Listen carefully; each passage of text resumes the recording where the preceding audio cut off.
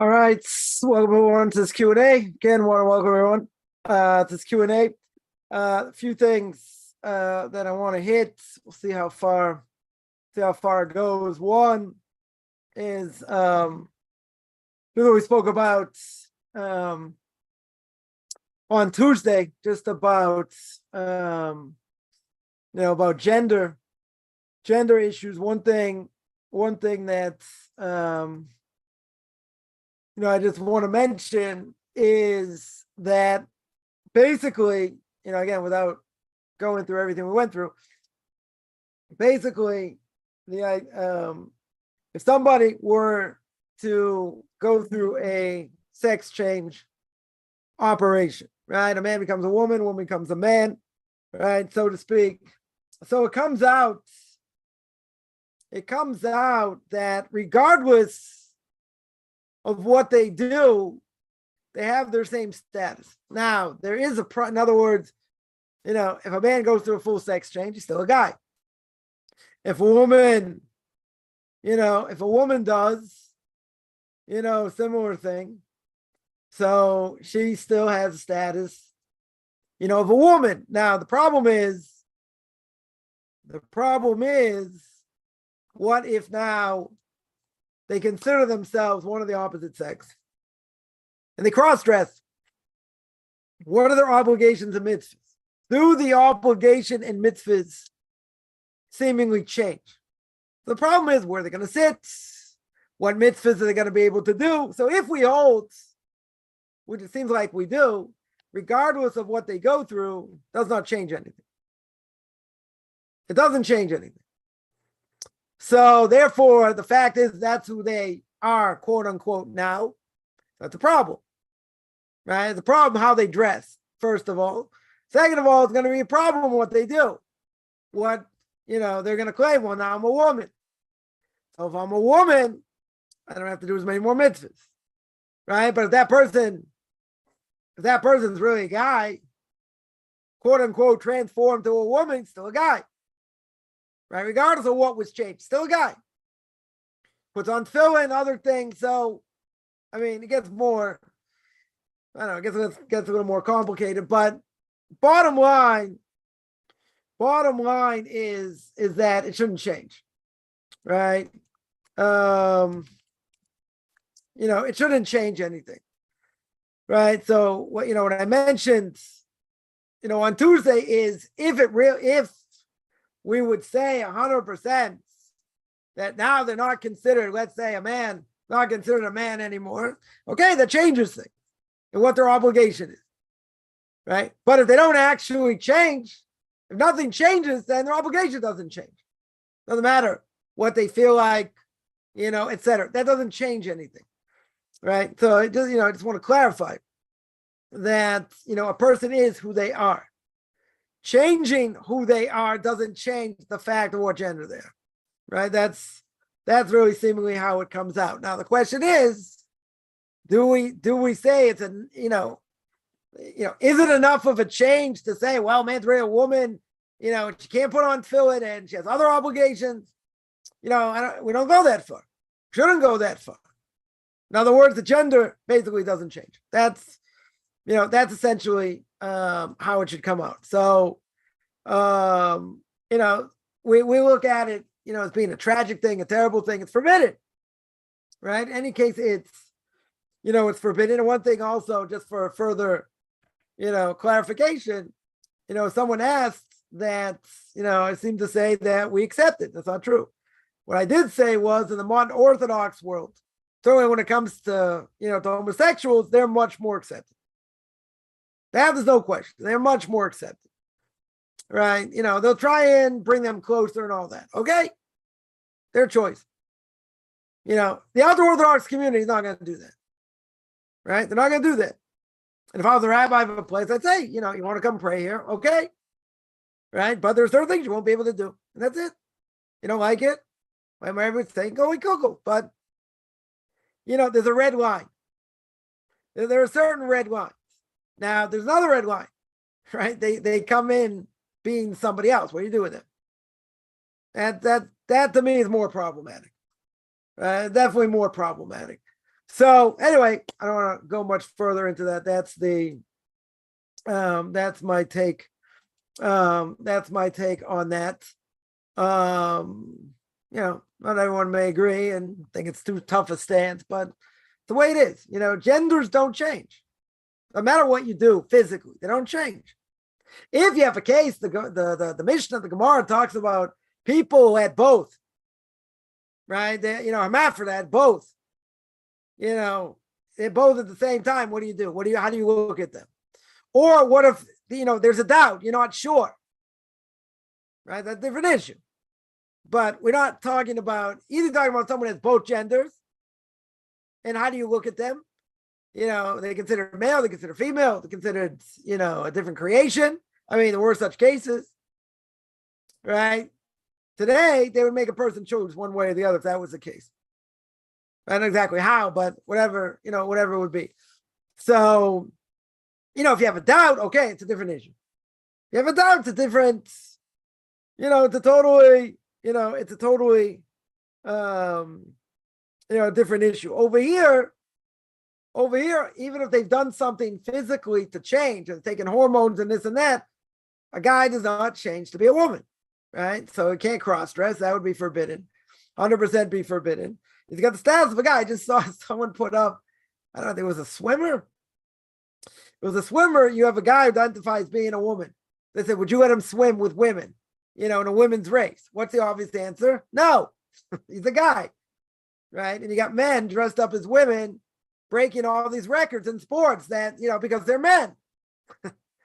It's insanity, totally insanity, so anyway, that's what I would say about that. Somebody got a few questions here. I'm not exactly sure we're going to hit both of them. Not sure we're going to hit both.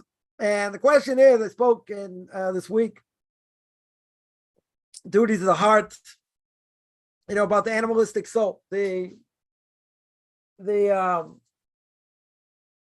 says, right, I'll just read what he says here.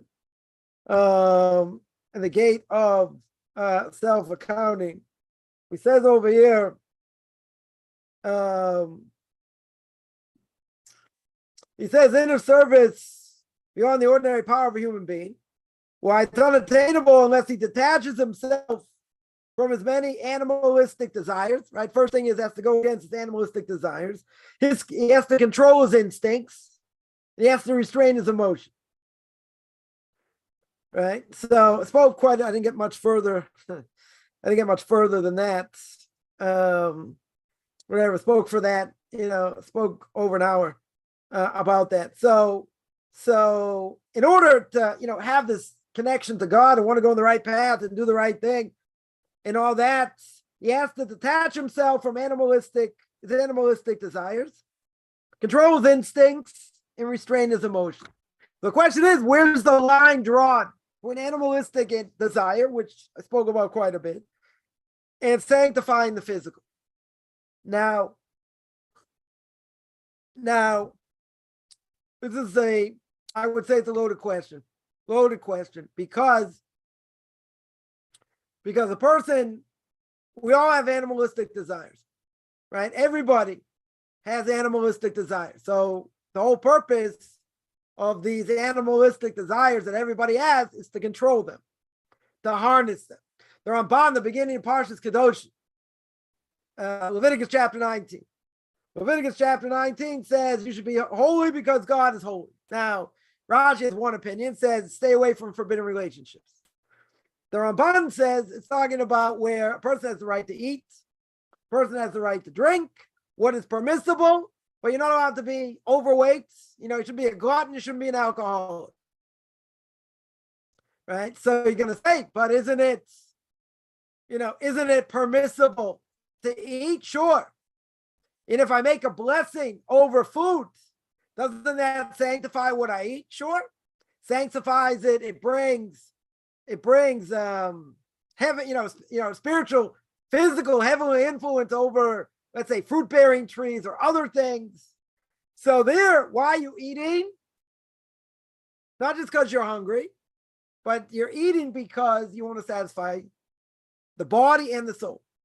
If the body, you don't take care of the body, the soul will die. Really, the body will die and the soul will go out. You got to take care of the body, right? So now, if a person, person eats, a whole chocolate bar, half a chocolate bar, whatever, because they have that desire. Now, if they're only eating it because they like it, does that mean they're not sanctifying the physical? Now, you can eat something and it still be at a high level because you're satisfying your needs. You have to eat. You have to satisfy the body. Because if you don't eat, it's not good. People get headaches, especially when they fast, different things. You have to satisfy the body. You have to give the body energy. Okay. Now, if I give if the whole purpose of eating is because a person hasn't eaten in a number of hours. So, they're hungry. They're extremely hungry. Now, does that sanctify the physical? You can also sanctify the physical. It's not necessarily mutually exclusive.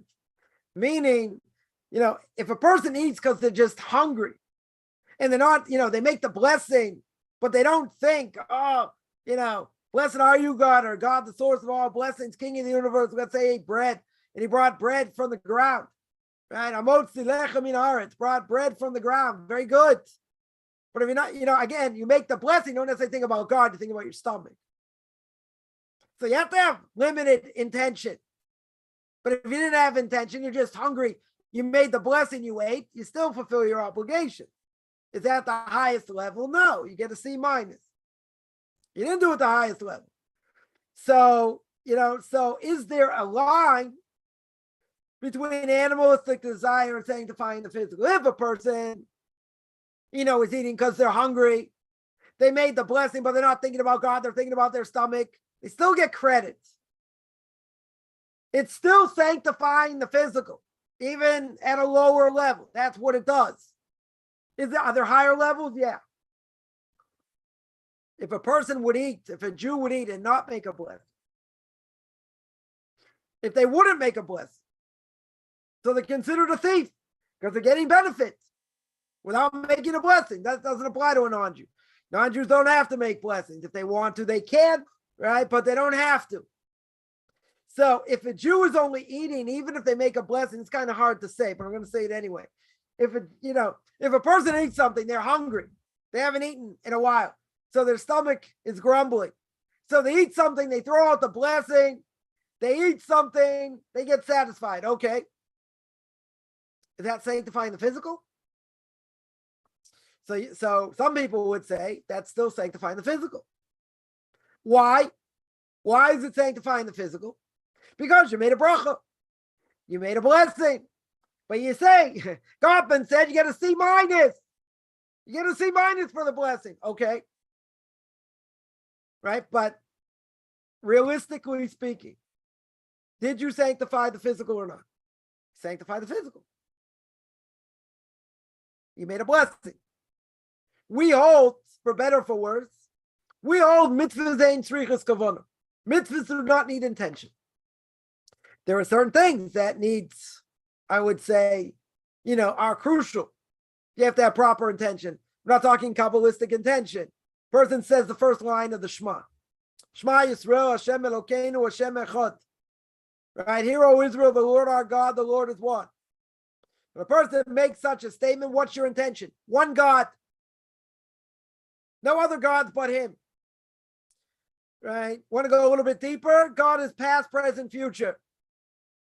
Divine providence.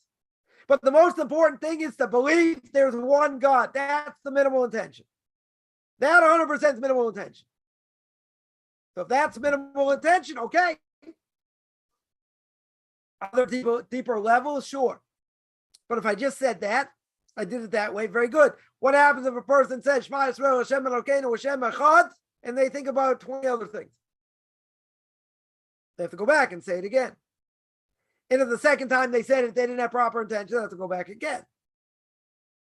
Right? The first 3 paragraphs of the Shmona Esrei, silent meditation, Amidah, whatever you want to call it, if they don't have proper intention, at least what the words mean, they have to go back to the beginning. if they didn't have intention, the rest of the 18 blessings or 16 blessings, that's okay. I mean, it's not good, but you fulfill your obligation. So there are different levels here. So there are different levels. A person, eating's a good example. A person eats because you're hungry. And even if you're hungry, guess what? You still have to make the blessing. You have to recognize where it all comes from. So if a person makes the blessing, doesn't think about God, and eats, they get credit. Minimal credit. They'll get minimal credit. But there are higher levels, right? There are much higher levels to reach. So, so that would be the example. A person ate because they're hungry. Now, they sanctify God's name, right? They mention his name. There's spiritual influence, at the same time, right? That sanctifies the physical. It does. But at what level? So I would say there are different levels. Some things you do, you'll sanctify the physical better. Sometimes not, right? Sometimes not. So I'll say like this. It depends, right? It depends what it is. Depends what it's hard to put into words. But I would say that, if a person did the right thing, they ate, A, because they're hungry, but B, they realize where it all comes from. They have minimal intention. That sanctifies the physical, right? The harder thing that would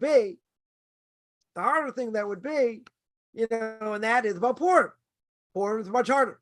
Why? Because on porn, what are you doing? You're eating, you're drinking, eating, drinking, eating, drinking, right? A good part of the day. Now, if words, so you're going to say what comes out of their mouth? Are they sanctifying God's name? Are they saying words of Torah? Are they teary-eyed because we don't have the Beis Hamikdash, because we don't have the temple anymore? Or are they saying stupid things? And if they're saying stupid things and they're way off over here, they shouldn't drink, right? But people drink anyway, let's say. So at least more than they normally would. So it depends. So if a person's only saying words of Torah, wanting to draw close to God, okay, that is sanctifying the physical. But if a person is just spewing garbage, or just saying, stupid things and whatever, then that's a different issue. Now, it doesn't mean you can't have fun. Doesn't mean you can't enjoy. But, I think there are some people go beyond. Go beyond there. There's a limit over here. How far that goes. But without that being said,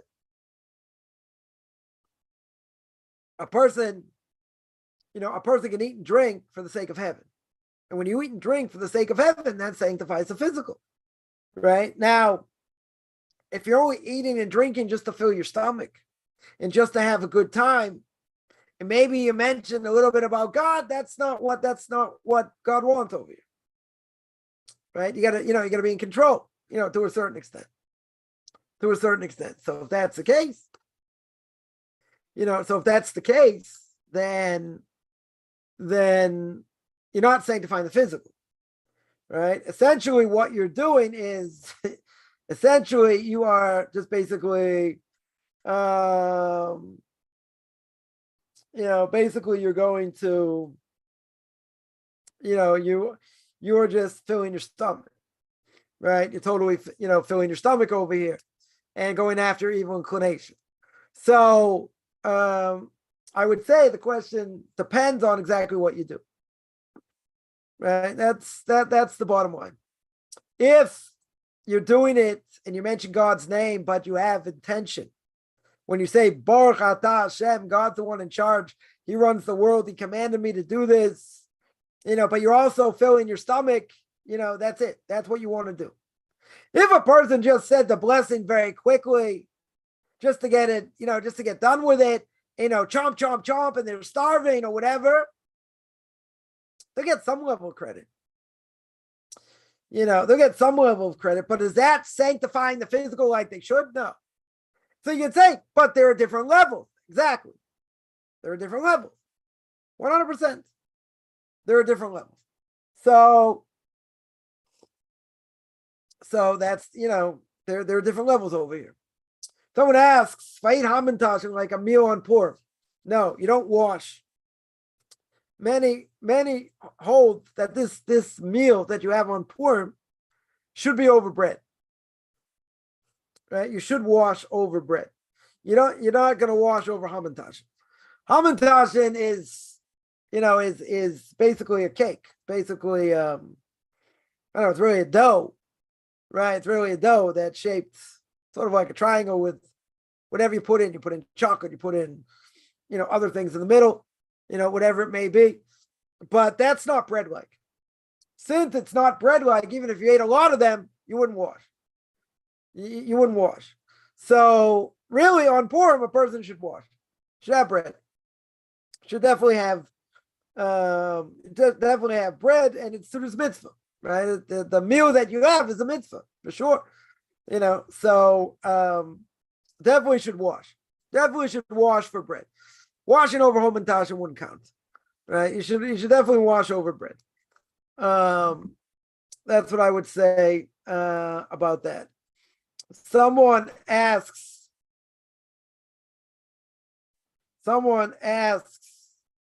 it's been ungrateful to say, I want to be freed from this painful world and go to heaven. Well, someone have a death wish? I don't think we're allowed to have a death wish.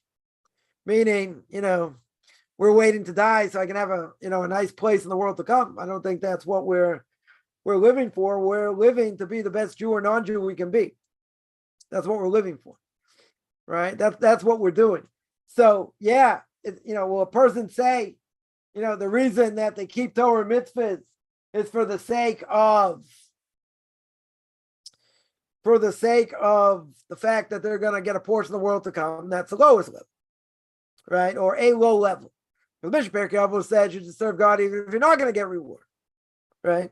So yeah, we live in a terrible world. True, we made it terrible. I don't think there's any question. Man's fault over here.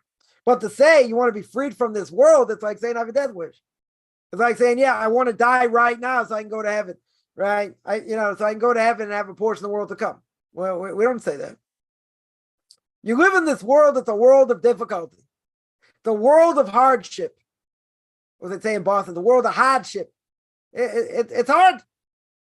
But to say I want to be freed from it, you have to live in this world. We're obligated to live in this world. Right? The Bishop Perkei says you're born against your will, you die against your will. In order to have a portion of the world to come, you have to live in this world. But living in this world means, as the Ramchal says in Derech Hashem, it's hard. There are a lot of struggles. Plenty of struggles.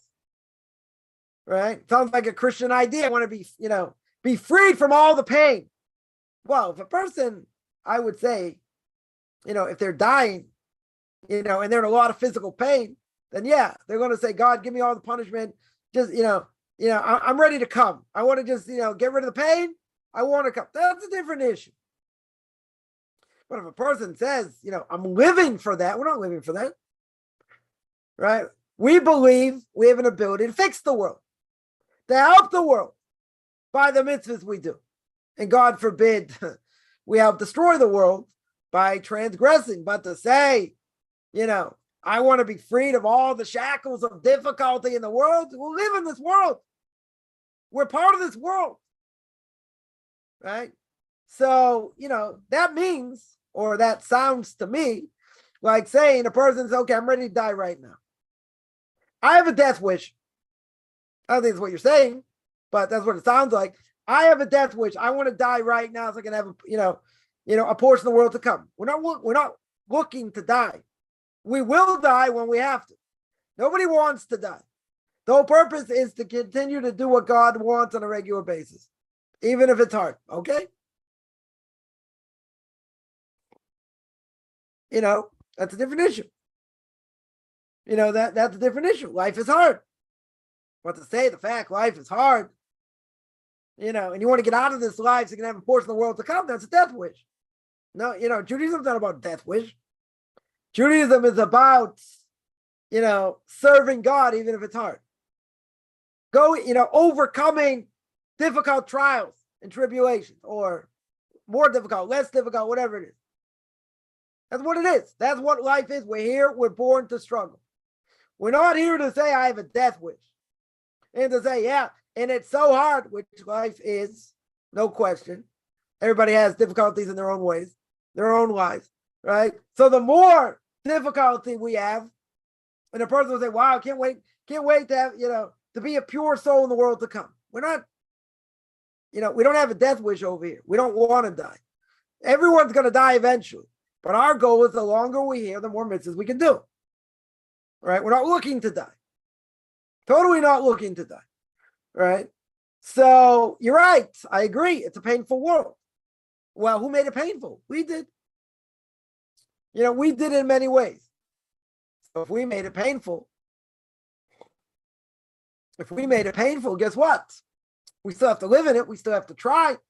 We still have to overcome our evil inclination, even if it's hard. But not to say, it's so hard, I just want to end. I want to end this world and have a portion of the world to come. No.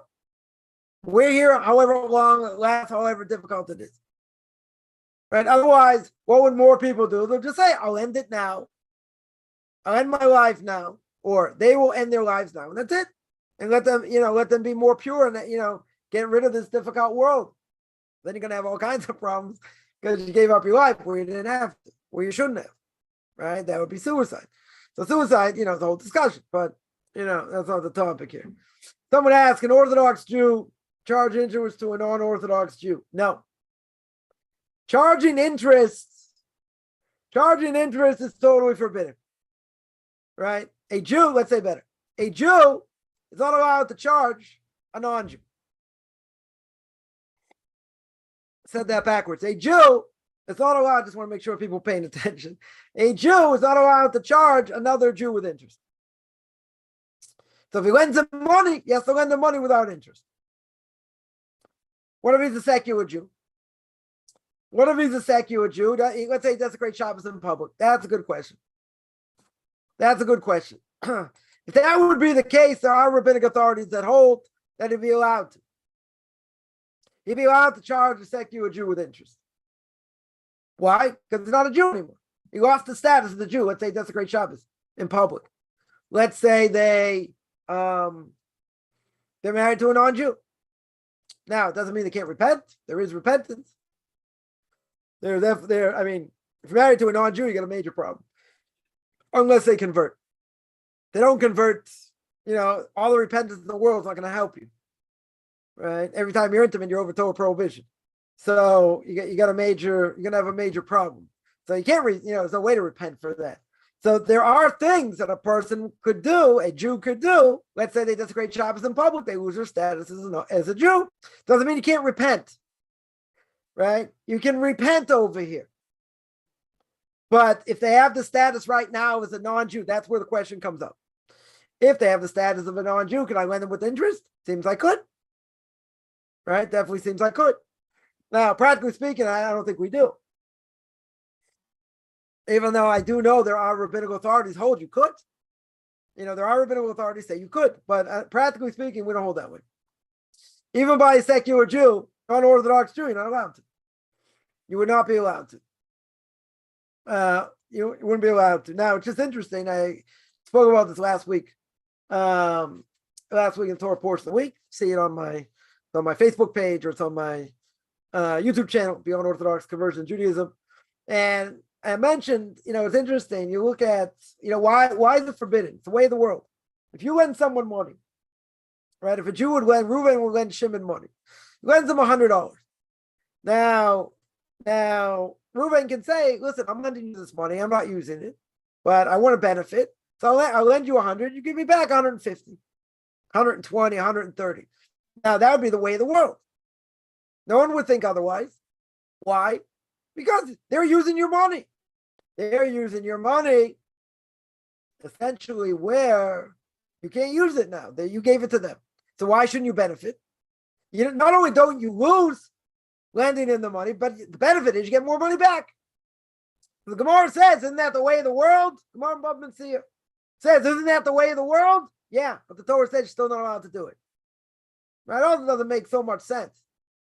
right? If it's the way of the world, it should be okay, right? If I lend out money, why should I get more money back? Makes sense, right? But Torah forbids it. Torah 100% forbids it. To a non-Jew, not only is it permissible, you're obligated. You lend them money. Who says I have to lend them without interest? Right? I have to go beyond the letter of the law. Who says? Torah says you got an obligation. The Gemara says you got an obligation to lend them, with interest. A Jew, you can't do that to. But now the question is, what about a Jew who doesn't have status of a Jew anymore? Can I lend them? So again, I don't think we do. I don't think we allow it, but according to the letter of the law, we should. We'd be allowed to. Why? They don't have status of a Jew. In certain things that Jews do not lose their status as a Jew. Give one example. If you have wine that says lo mavushal, that it's not cooked, right? So a secular Jew can't touch it. If it says mavushal, it's pasteurized, it's cooked, right? So that wouldn't be an issue. Why? Because a non-Jew would never use that as a wine libation for idolatry because, it's inferior. They would never put that on the altar. It's inferior, right? But if you have, let's say, semi-dry wine or very dry wine, right? A lot of times it'll say, it's not cooked. So the reason is because we don't want to, start drinking with non-Jews and lead to intermarriage and other things. We'll call it, for lack of a better term, we'll call it spiritual cooties. Call it spiritual cooties. They can't touch it if the bottle is open. Now, what about a secular Jew? Secular Jew desecrates Shabbos. If they touch the wine, it's not cooked. Same status. Same status as a non-Jew. Right? They can't touch it. If they touch it, they pour the wine. That's it. You have to throw out the wine. You have to throw out the bottle. So, or, give it to a non-Jew, whatever. But it's a very, very strict rabbinical decree. Extremely strict. So there are things that even if secular Jews have the status of non-Jews, there are things that they can't do, that they're not allowed to do. One of them is that. Right? So the question is how far it goes. Do we say it goes according to other things also? Let's say in this case, charging with interest, i.e. ribbis, or not. Some would say, yeah, it does. It goes that far. That even if they had the status of a non-Jew, they desecrate Shabbos in public, guess what? Kill them with ribbis, not a problem. Right? Or not. We say no. Right? Some things apply, some things don't. Depends what it is. It depends what it is. So on that question, can Orthodox Jew charge interest to a non-Orthodox Jew? We all know. Shouldn't do it. Shouldn't be done.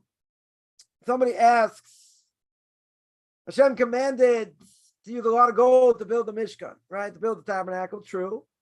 Did the sin of golden calf change its significance? So you see that even with the sin of the golden calf, that gold, there was still a golden altar.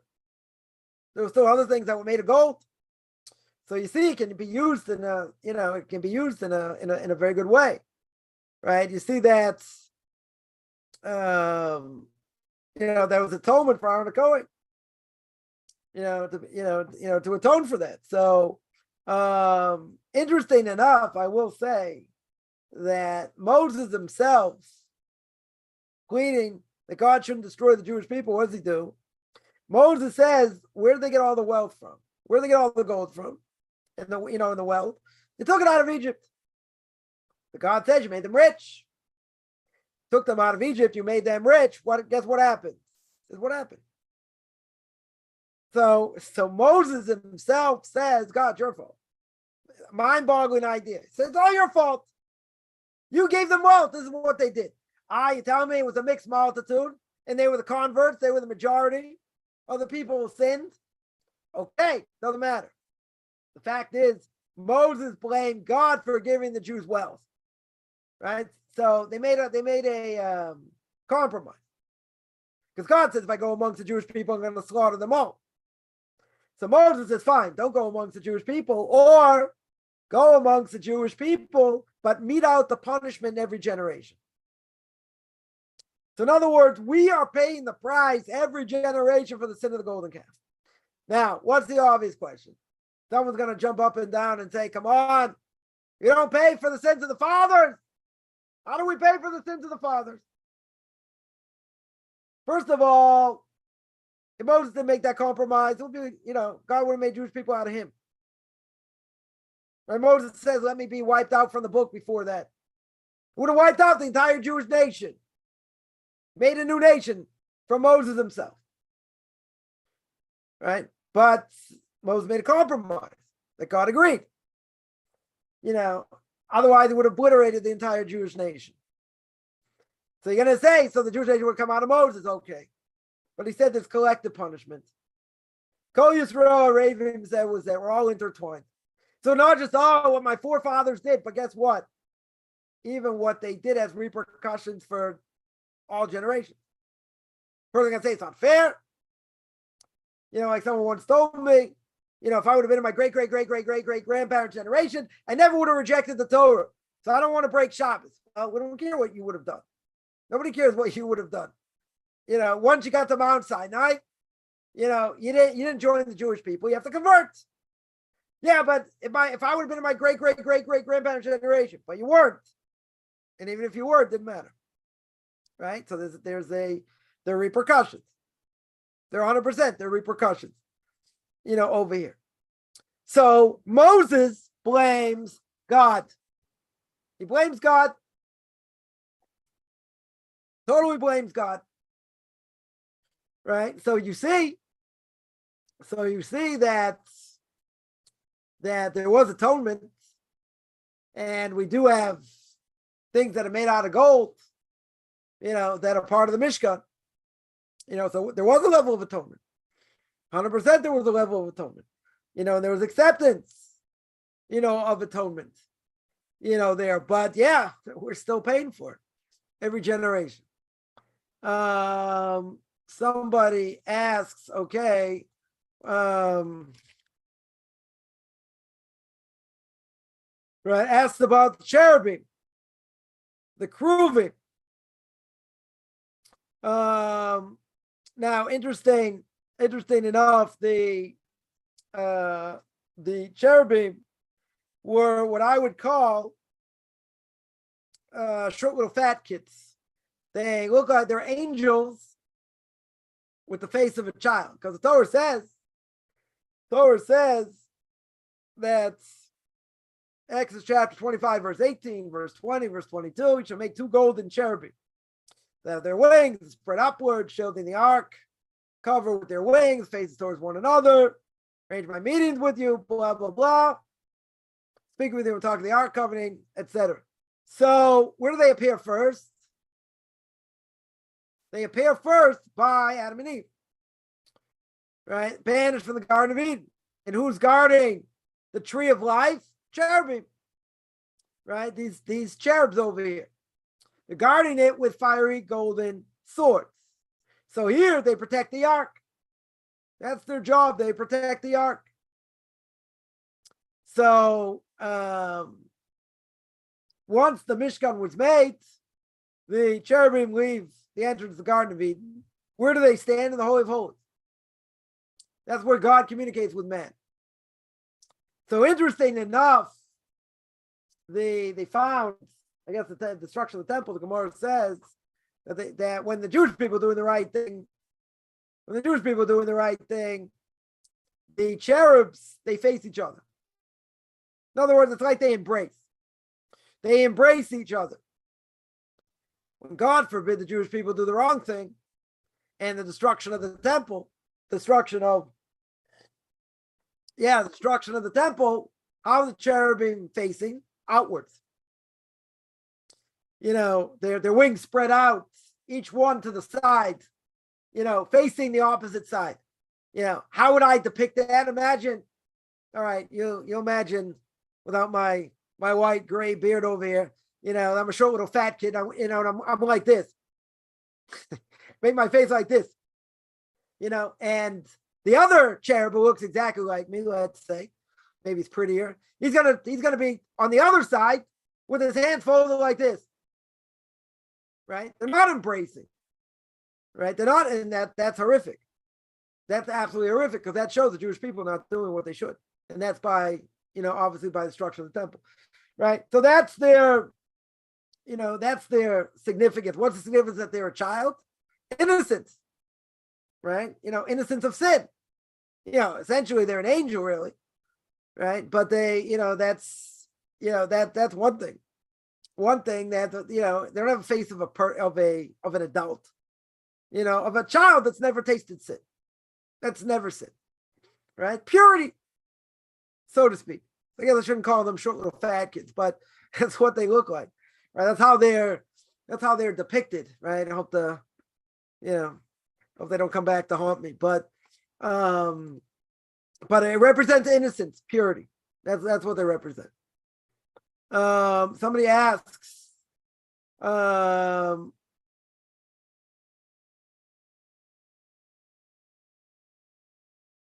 second. Yeah, somebody asks, should know how it suppresses anger? Is there a way to get rid of it at all? Anger, whatever, it's a whole topic. It's a whole topic. One of the worst things a person can have. First of all, when a person's really angry, you don't talk to them. You absolutely do not, you don't speak to them. Why? Because they're uncontrollable. Gemara says even if the pit of hell is right underneath them, they won't change. Right? So you don't try and appease someone when they're angry. You have to wait till the anger subsides. Now, does everyone have anger? Sure. You can be angry for the sake of heaven, okay, right? But a person has to be very, very careful, right? If a person like Victor Miller, blessed memory, they would live their lives understanding everything, is from God, and whatever they go through is from God, etc. And anything they do, God can, take care of anything. You can, pour out your heart, give all your problems to Him, let God deal with it, so to speak. Person can live their life. What's the problem? What's the obvious problem? Life is hard. We get beaten down in life. It's a lot easier said than done, right? 100%. Right? First of all, how to get rid of a lot of anger? Learn Musar. Right? That's one thing. Second thing I would say is learn duties of the heart, gate of bitachon, faith and belief in God. What does that do? That will show a person beyond the shadow of a doubt. Beyond the shadow of a doubt, God's the one in charge of everything. And just because I have an obligation to put my best foot forward, well, guess what? Even if that's the case, doesn't guarantee success. Okay, you try this, you try that. We have a lot of aggravation in life. But you know what? Even if there's a lot of aggravation in life, God's the one in charge. I had something happened today. I had to fix something today. So I said, okay, told someone, okay, this is what I'll do. I'll take care of it. Not a problem. So fine. So I go out to take care of it. And, I got an answer I wasn't expecting. I said, okay, so what am I going to do? First thing tomorrow, I'm going to take care of it. Take care of it in a different way. Right. But, my first thought is, okay, I should have looked into it further, and I should have asked a specific question, which I didn't. But okay, I figured, okay, this will take care of it, not a problem. Well, it didn't. It didn't. So, okay, I have to face the repercussions tomorrow. But it was something that, it was wasted time. It was wasted gas. But okay, that's what happened. So when I saw, what happened, so I said, okay, so I'm thinking in my mind, so now what? Now what? So I know what I have to do. How it's going to come out, I don't know. Not exactly sure, but whatever. I'll do what I need to do. I'll do what I need to do on that thing. It was something I wasn't necessarily expecting. I probably should have, but, I wasn't expecting it. Threw me off time a little bit. Okay. Right. So what did I do? I could have got very aggravated, totally aggravated. I said, okay. I looked up to heaven. I said, you're the one in charge. I was taking care of business. It wasn't supposed to be taken care of this way. Okay. No, we'll work it out a different way. It'll work out a different way. Could I get aggravated? Yeah.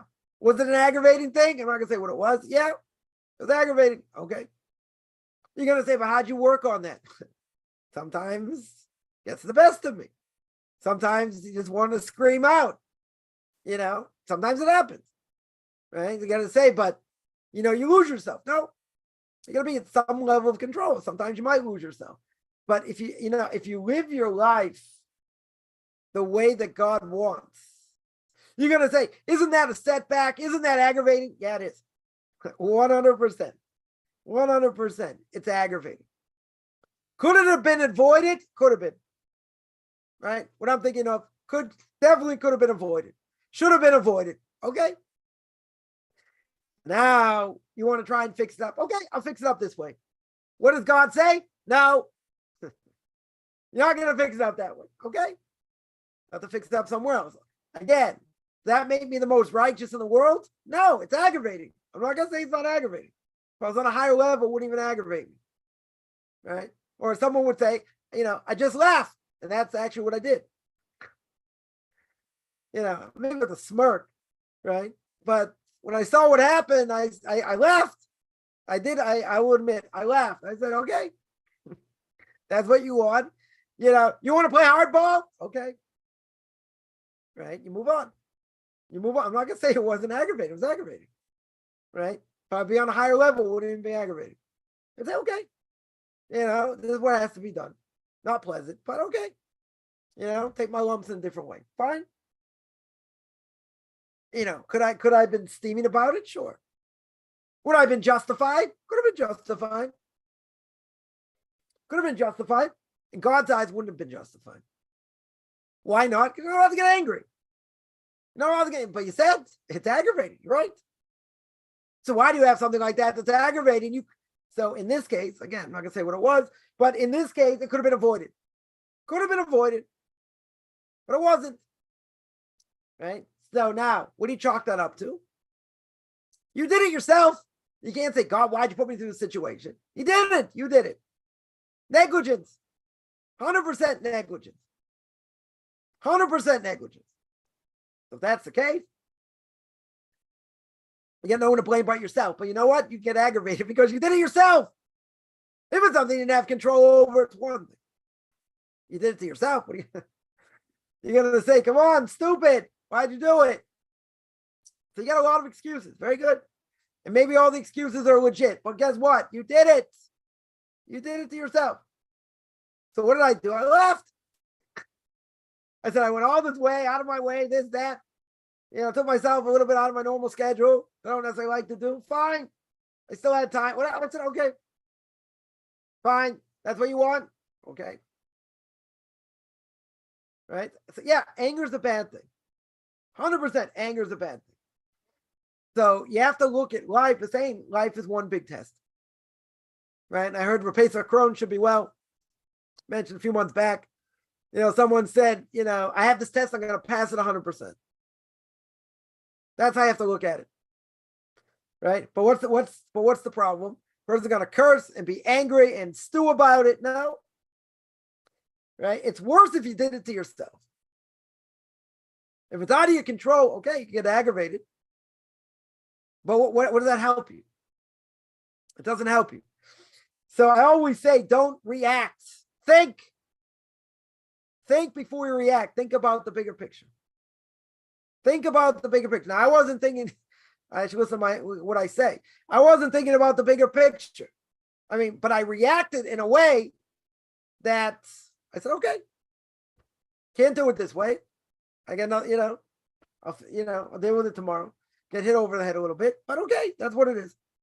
Can't do anything about it. That's what it is. And it's my own fault. I got no one to blame but myself. Me, myself, and I, all three of us. Okay. Isn't that aggravating? Yeah. Has it happened before? Yeah. Got to learn your lesson. So my, jumping up, rip-roaring mad, I was aggravated yesterday. Definitely true. I said, no, come on. I was like, you got to be kidding. Now? Okay. Right? So yeah, I had a tinge of aggravation. So I said, okay, I'll deal with it this way, deal with it that way. Whatever it is. So that's already level. But what's the highest level? The highest level is you look at something like that, and yeah, it's aggravating. It's aggravating, but you don't even let it get to you. You go, bing, you laugh. You say, okay, I don't know what you want over here, right? It's worse, again, it's worse if you do it to yourself. I agree. That's most aggravating. If it's not under your control, then you have to ask the question, why this happened, right? Why did it happen over here? Which we don't necessarily ask these questions because things can happen. We have no idea why, right? But if it's something that happens to you that's not under your control, then yeah, God's sending you a message, using that person to send you a message, maybe a nasty message, right? So how do we control anger? What's the easiest way? A, learn a lot of Musar, a lot of ethics, and B, learn to think the way God wants you to think. Learn to look at the bigger picture spontaneously. What do I mean spontaneously? Something happens before you jump out of your skin, right? I'll give an example. Person driving down the street, tires flat. Middle of a rainstorm. Snow, freezing out. Now you get a flat tire. What's the first thing you're going to say? Oh no, you got, right? But before you say anything, think, look at all the good I have. Look, God's going to take me out of the situation. You got to control your mind at all times. Sometimes it's hard. Sometimes it's hard. There are a lot of things that can happen. Person get totally aggravated. Okay, but that's what God wants. It's a test. It's a total test, right? So how do you suppress anger? Look at the bigger picture. Think about what did I learn from this? What's God trying to teach me? Now, you might not get what God's trying to teach you. You might not understand the measure for measure, which we may never do. Okay. But there's a message, right? So in my case, what's the message to me? You got to be ahead of the game. Don't let things creep up, right? You do it to yourself, it's worse. Someone else does it to you, God's sending you a message and using that person to get to you. That's what I would say. Are there families that are from the Davidic line or the lineage is lost? No. We have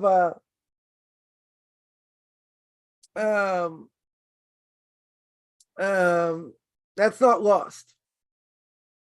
That's all. We don't necessarily know, the tribe that we're from, right? But certainly the Messiah is going to come from the Davidic line, right? There's no question. He's going to know he's from the Davidic line, right? So it could be, maybe some people are lost, but, nobody knows which tribe they're from except that they're from the tribe of Levi, right? In other words, either they're a Kohen or a Levite. That we know. That's passed down generation. Everybody else, nobody knows who they are, right? And a convert will never know. They'll never know once they convert which tribe am I from. They don't know. Jews don't know unless they're a Kohen or a Levite, right? So could some people be lost? The tribes are lost. We don't know where they are. The whole question is they're coming back as well. But we don't know who, we don't know which tribe we come from. Okay. Right? So the Davidic line's not lost. It's totally not lost. Right? And the most important thing from, the Davidic line is that the Messiah is going to come from there. The Messiah is going to know he's from the Davidic line. Right? Everybody else, we don't know. We don't know. Someone asking non-Jews read and learn from the Orthodox Tzaddikim, 100%. Ways of the righteous. They can learn that. Path of the just. Gate to repentance. Right? A lot of good books. A lot of books, a lot of good books on Musar. Somebody asks, person reads Torah and they have a bunch of questions. Does it mean that I'm on a lower level spiritually? No. Questions come. We want questions.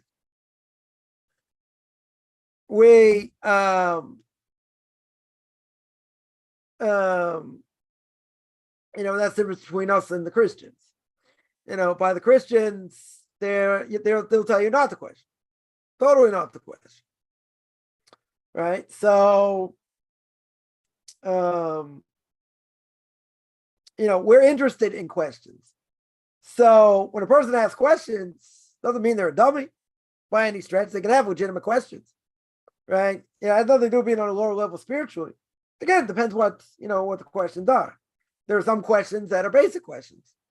But if a person's coming from the outside, they're lacking knowledge. Doesn't mean they're on a lower, they are on a lower spiritual level, but that just means they're lacking knowledge, right? There are different levels of questions, right? Definitely different levels of, definitely, different levels, but, questions we ask, questions we're interested in, but, there are basic things, I would say, let's say a person, I remember, I'll use myself again as an example. I was learning something. I had a question, and I looked at commentators. I looked here, looked there. I didn't see the question asked. And usually, if you don't see the question asked, usually it's not a question.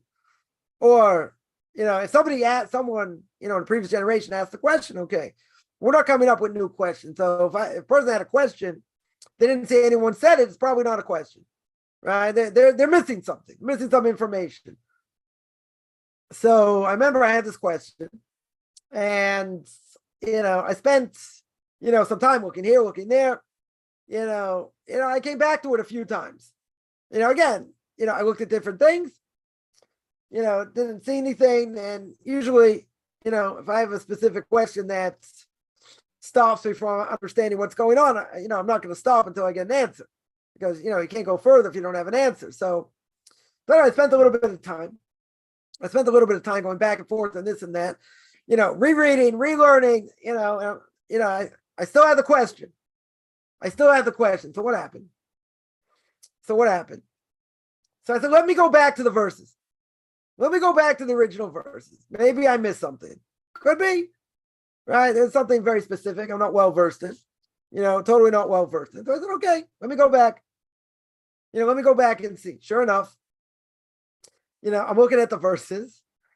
And my question, why wasn't it a question? Because the Torah had an explicit verse. So here I'm spending all this time looking for an answer right in front of my face. But that's also a portion of Torah. In other words, the time you spent looking for it, and trying to find and this and that. And really, it wasn't a question. Why wasn't it a question? Because it was an explicit verse in the Torah. So you get credit.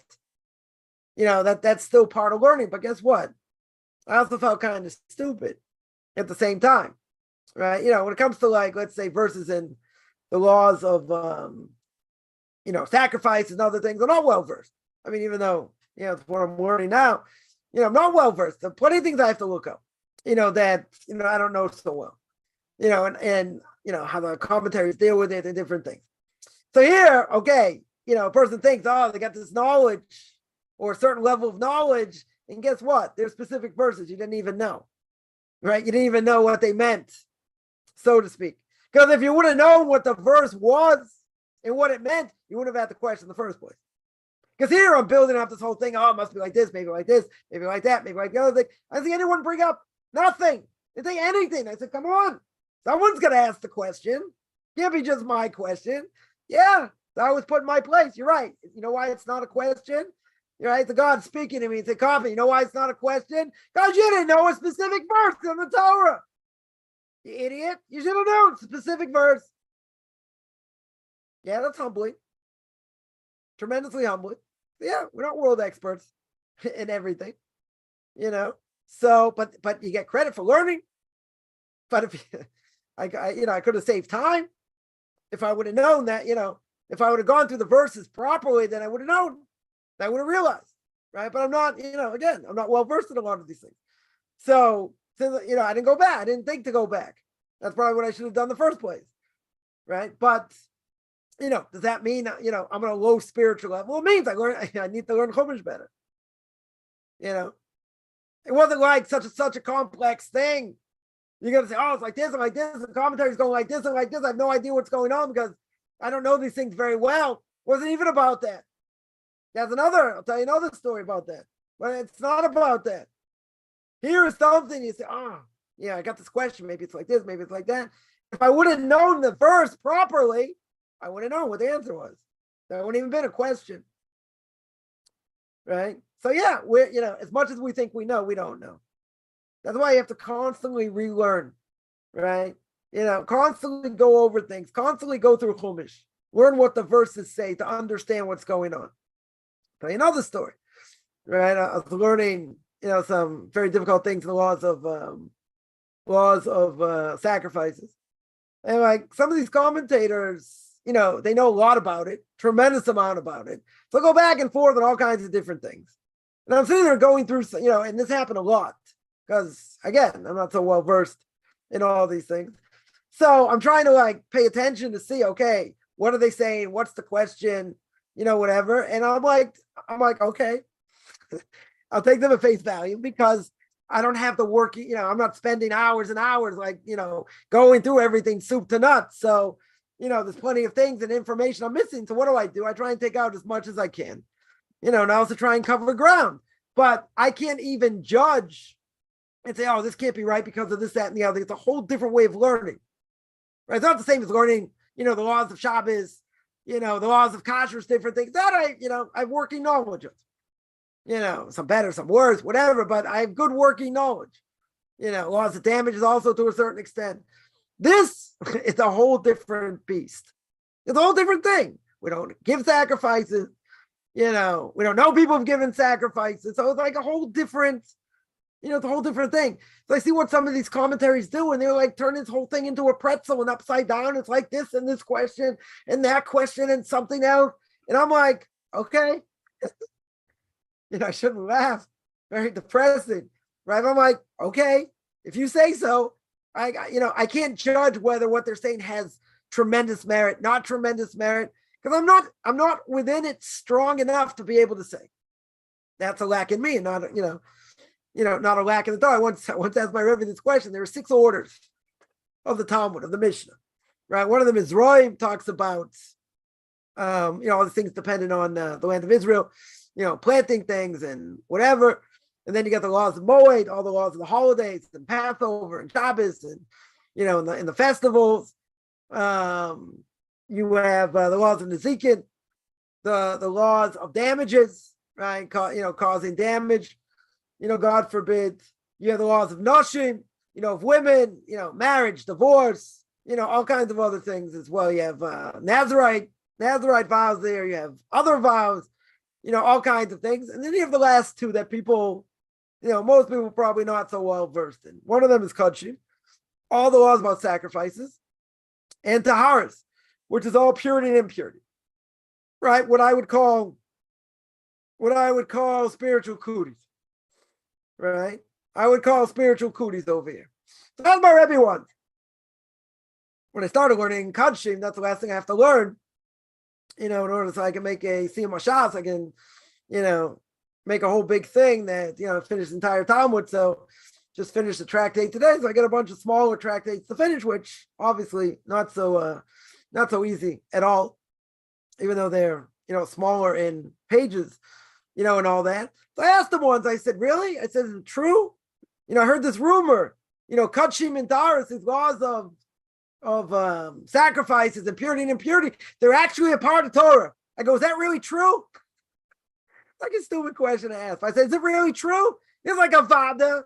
It's like, of course, like, what are you, an idiot? Of course it's part of Torah. Of course it's part of Torah, right? Something you have to know also, right?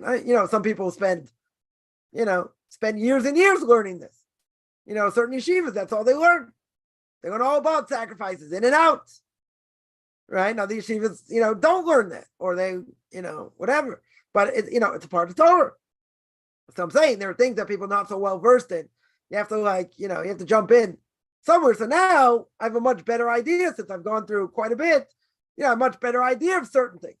They're not so foreign to me anymore. But guess what? I'm not a world expert in it by any stretch. Right? So here I was like, yeah, I got this unbelievable question. I spent a couple of days looking at this, looking at that, looking at the other thing, going further, coming back, and guess what? It was an explicit verse of the Torah. Duh!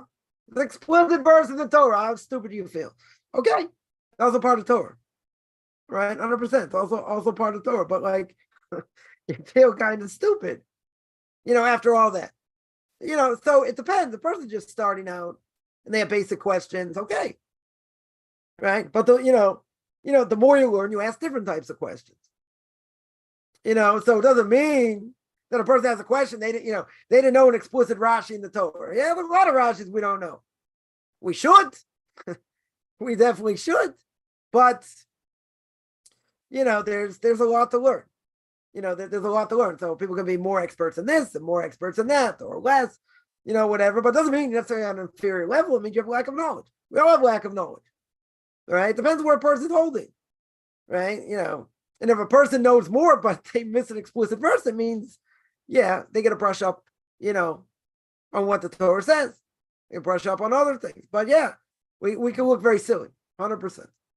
100%. But doesn't mean necessarily on a lower level spirituality. Right? It just means you have questions you don't know the answer to. There are plenty of things we don't know the answer to.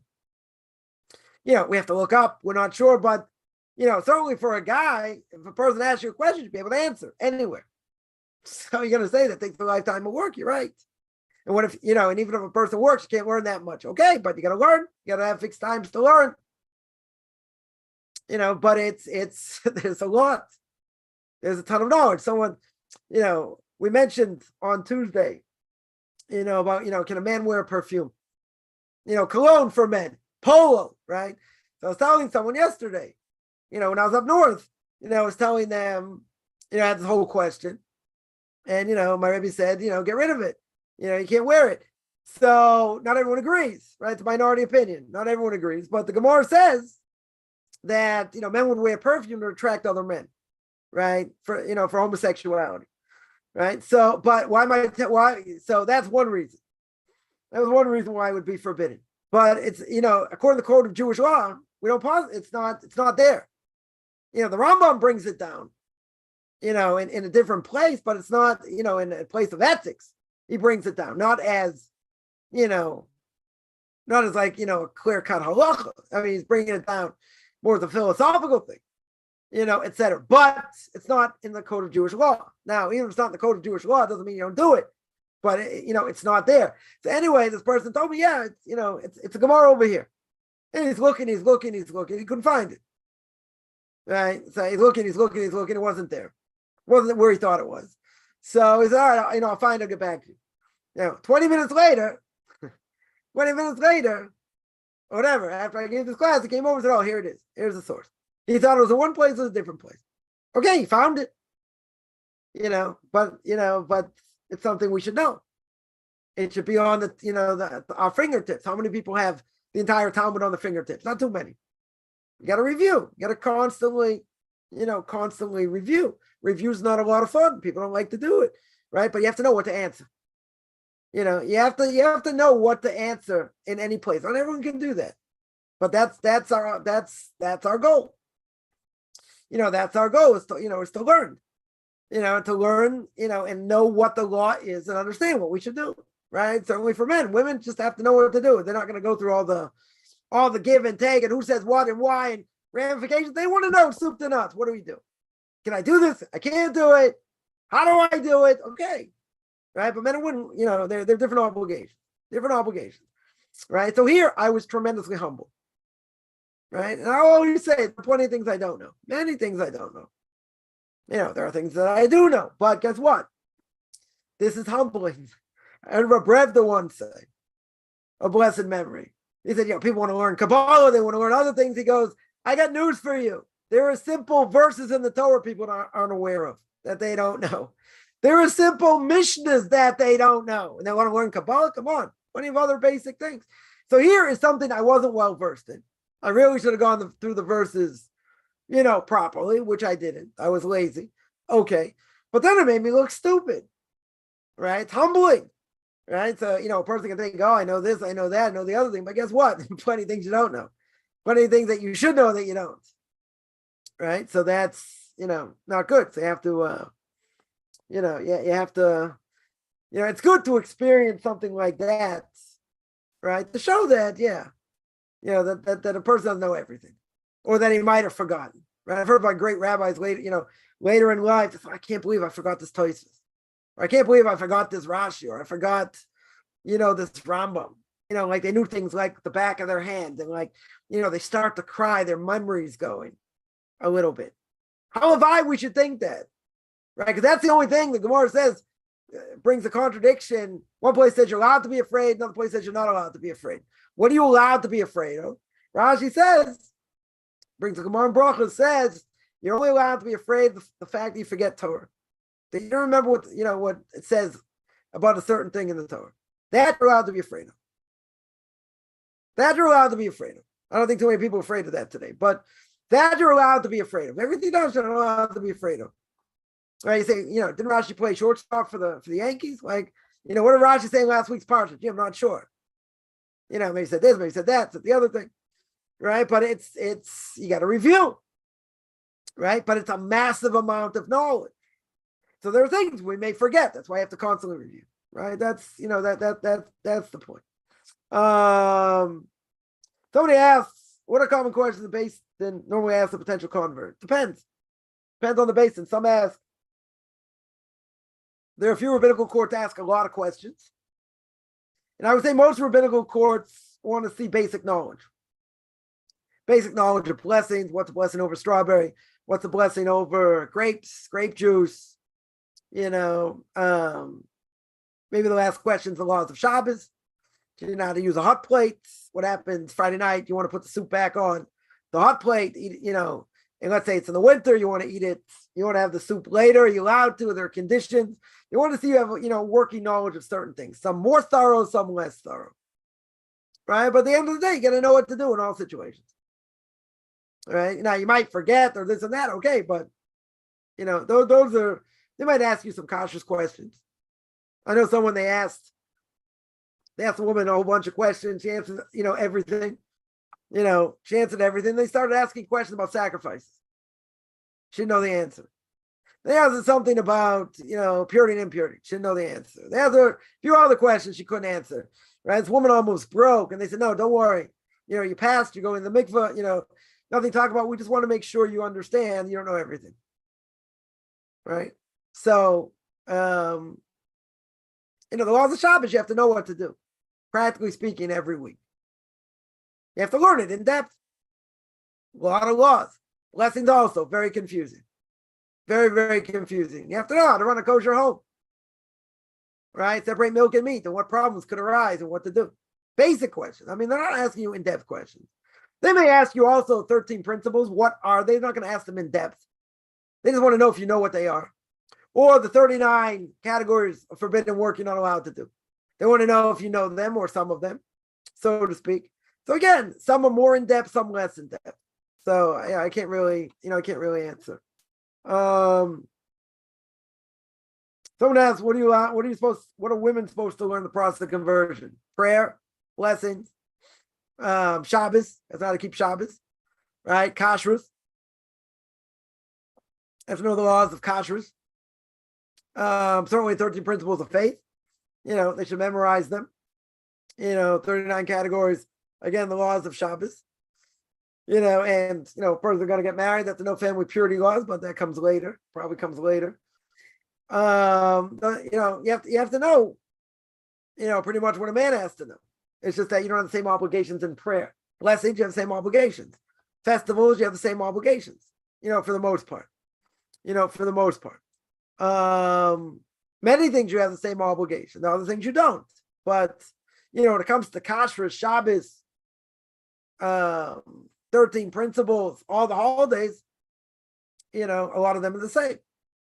Definitely a lot of them are the same. It comes to Purim, you have to hear the Megillah. You have to hear the Book of Esther.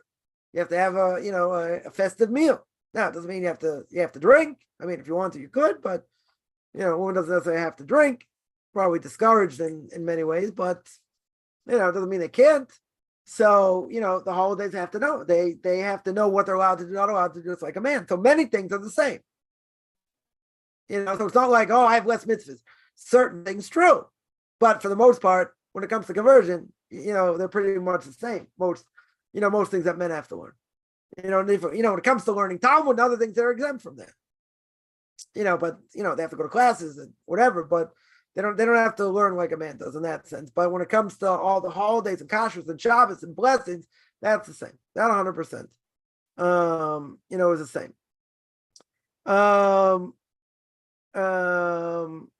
I'd pray not to get in accidents, end up in a wheelchair. Yeah.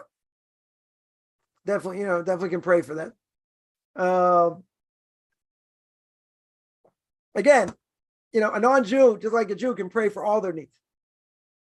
They can pray they shouldn't get sick, or they pray for other people that are sick, pray for livelihoods, right? It can pray that nothing bad happens to them, or I would say like this, and even if they do, that God gives them the wherewithal to be able to overcome it.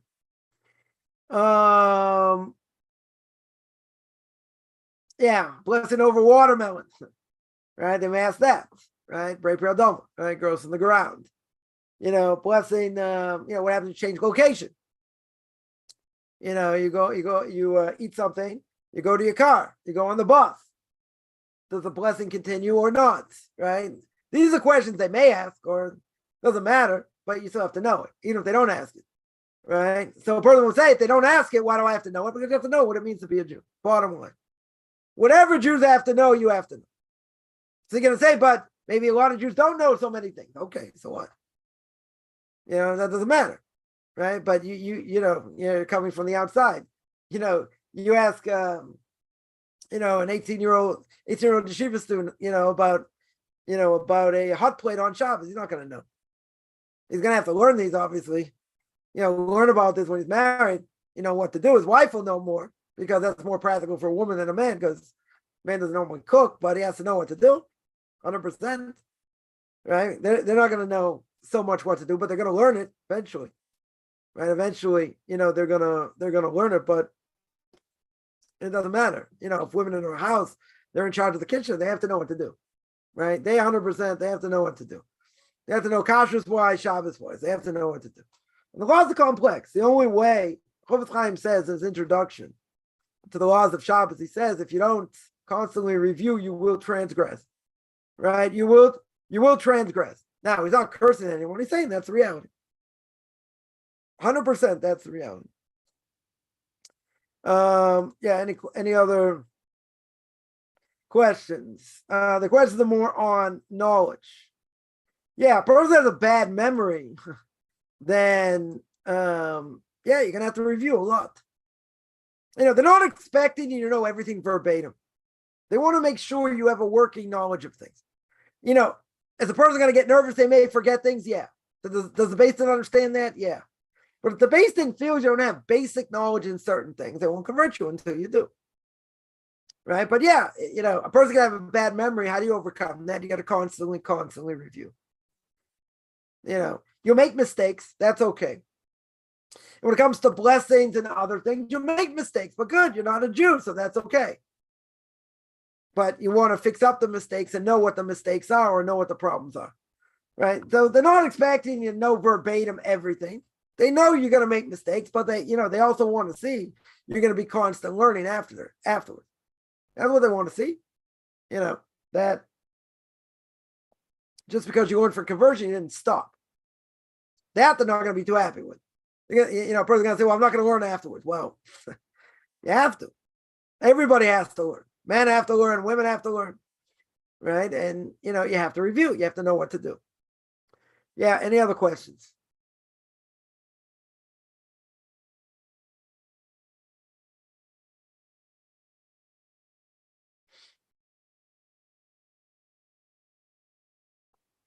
All right, I'm going to stop there. This is every Tuesday and Thursday, 10 o'clock Eastern time, 5 o'clock Israel time. Anyone has any questions, find me on Facebook at Michael Chaim Kaufman, or Beyond Orthodox Conversion Judaism. You can send me an email at rabbichaimkaufman@gmail.com, RBBICHAIMCOFFMAN@gmail.com. Wishing everyone a good end of the day, or middle of the day, or beginning of the day, depending where you are. And everyone have